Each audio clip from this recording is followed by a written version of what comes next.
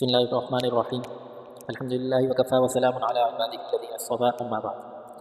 کل کے درس کے اندر یہ بات ذکر کی گئی تھی کہ وحی کی ضرورت کیا ہے، یعنی قرآن و حدیث مذہب کی ضرورت کیا ہے۔ آج اس چیز پر ہم بات کریں گے کہ حضور صلی اللہ علیہ وسلم پر وحی کس طریقے سے نازل ہوا کرتی تھی۔ نبی کریم صلی اللہ علیہ وسلم پر مختلف طریقوں سے وحی نازل ہوتی تھی۔ ایک صورت تو یہ تھی کہ نبی کریم صلی اللہ علیہ وسلم پر بوجھ محسوس ہونا شروع ہوتا تھا اور پھر گھنٹیوں جیسی آواز آیا کرتی تھی۔ اس کی وجہ سے نبی کریم صلی اللہ علیہ وسلم پر بہت زیادہ بوجھ بھی پڑتا تھا۔ حضرت عائشہ رضی اللہ تعالیٰ عنہ فرماتی ہیں، صحیح بخاری کی ایک حدیث ہے کہ ایک مرتبہ حضرت حارث بن حشام رضی اللہ تعالیٰ عنہ نے نبی کریم صلی اللہ علیہ وسلم سے پوچھا کہ آپ پر وحی کس طرح آتی ہے؟ تو آپ صلی اللہ علیہ وسلم نے فرمایا کہ کبھی تو مجھے گھنٹی کی سی آواز سنائی دیتی ہے اور وہ سب سے زیادہ سخت ہوتی ہے۔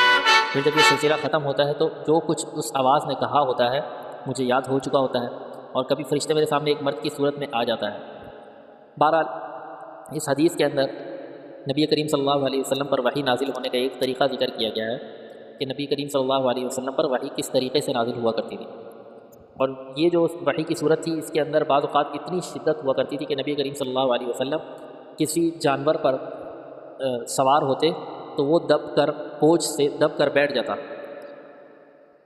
دوسری صورت وحی کی یہ ہوا کرتی تھی کہ فرشتہ کسی انسان کی شکل میں نبی کریم صلی اللہ علیہ وسلم کے پاس آ کر اللہ تعالیٰ کا پیغام پہنچا دیتا، یعنی حضرت جبرائیل علیہ السلام جو پیغام لے کر آیا کرتے تھے، وحی لے کر آیا کرتے تھے، تو وہ کسی انسان کی شکل میں آ جاتے اور آ کر نبی کریم صلی اللہ علیہ وسلم کو اللہ تعالیٰ کا پیغام پہنچا دیتے۔ اور انسان کی شکل میں عموماً وہ حضرت دحیہ کلبی رضی اللہ تعالیٰ عنہ کی صورت میں تشریف لایا کرتے تھے۔ حضرت دحیہ جو صحابہ کرام میں سب سے زیادہ خوبصورت مشہور تھے اور ان کا حسن سب سے زیادہ تھا، تو حضرت جبرائیل علیہ السلام عموماً حضرت دحیہ کلبی رضی اللہ تعالیٰ عنہ کی صورت میں تشریف لایا کرتے تھے۔ البتہ بعض اوقات دوسرے صحابہ کی صورت میں بھی تشریف لائیں۔ بہرحال حضرت جبرائیل علیہ السلام انسانی شکل میں وحی لے کر آتے تو نزول وحی کی یہ صورت آپ صلی اللہ علیہ وسلم کے لیے سب سے آسان ہوتی تھی، کیونکہ حضرت جبرائیل علیہ السلام سامنے موجود ہوتے تھے، وہ آ کر انسان کی طرح ہی بات کرتے تھے، انسانوں کی طرح بات کرتے تھے، تو نبی علیہ السلام سن کر آگے پہنچا دیا کرتے تھے۔ وحی کی تیسری صورت یہ ہوا کرتی تھی کہ حضرت جبرائیل علیہ السلام کسی انسان کی شکل اختیار کیے بغیر اپنی اصل صورت میں دکھائی دیا کرتے، جو نبی کریم صلی اللہ علیہ وسلم کو حضرت جبرائیل علیہ السلام جو فرشتوں کی شکل و صورت ہے اسی صورت کے اندر نظر آیا کرتے۔ اور مفسرین فرماتے ہیں کہ اس طرح نبی علیہ السلام کی تمام عمر میں صرف 3 مرتبہ ہوا۔ ایک مرتبہ تو جب جب نبی کریم صلی اللہ علیہ وسلم نے حضرت جبرائیل کو سے ارشاد فرمایا تھا کہ مجھے آپ کو دیکھنے کی خواہش ہے، میں آپ کی صورت دیکھنا چاہتا ہوں۔ اور دوسری مرتبہ معراج کی سفر میں حضرت جبرائیل علیہ السلام نبی علیہ السلام کو اپنی اصل صورت میں نظر آئے۔ اور تیسری بار نبوت کے بالکل ابتدائی زمانے میں مکہ مکرمہ میں اجیاد ایک جگہ ہے، اس جگہ پر ان کو اصلی جو صورت تھی فرشتوں والی نبی کریم صلی اللہ علیہ وسلم کو وہ اس صورت میں نظر آئے۔ البتہ یہ صورت جو تھی اس میں بھی نبی کریم صلی اللہ علیہ وسلم کے لیے کوئی اس طرح کی مشقت نہیں ہوا کرتی تھی۔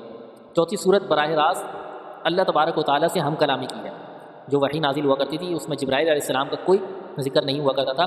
اللہ تبارک و تعالیٰ سے براہ راست نبی علیہ السلام ہم کلام ہوا کرتے تھے، اور اللہ تبارک و تعالیٰ براہ راست نبی علیہ السلام کے سینہ مبارک پر وحی نازل کیا کرتے تھے، اپنا پیغام نازل کر دیتے تھے۔ یہ کبھی خواب میں بھی ہوتا تھا اور اکثر بیداری میں ہوتا تھا۔ وحی کی 5ویں صورت حضرت جبرائیل علیہ السلام کسی بھی صورت میں سامنے آئے بغیر آپ کے قلب مبارک میں کوئی بات القاء فرما دیتے، یعنی نہ کسی انسان کی صورت میں سامنے آتے نہ فرشتوں کی صورت میں، بلکہ حضرت جبرائیل علیہ السلام نبی علیہ السلام کے دل میں کوئی بات القاء فرما دیتے، تو اسے بھی وحی کہا جاتا تھا۔ تو یہ وحی کی جو ہیں 4-5 صورتیں ہیں۔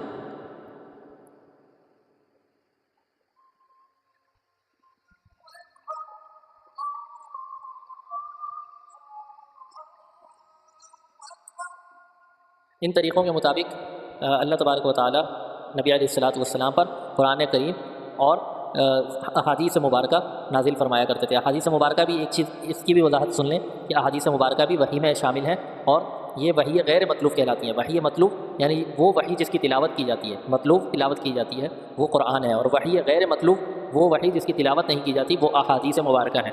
البتہ شامل ہیں وہ بھی قرآن اور حدیث، یہ دونوں وحی ہی ہیں۔ ان هو الا وحی یوحی، نبی کریم صلی اللہ علیہ وسلم کے بارے میں سورۃ النجم کے اندر اللہ تبارک و تعالیٰ نے ارشاد فرمایا کہ نبی علیہ السلام کے منہ مبارک سے جو بھی الفاظ نکلتے ہیں وہ وحی ہی ہوتے ہیں، وہ اللہ تبارک و تعالیٰ ہی ان کے دل میں ڈالتے ہیں جس سے وہ الفاظ نبی کریم صلی اللہ علیہ وسلم کے منہ مبارک سے نکلتے ہیں۔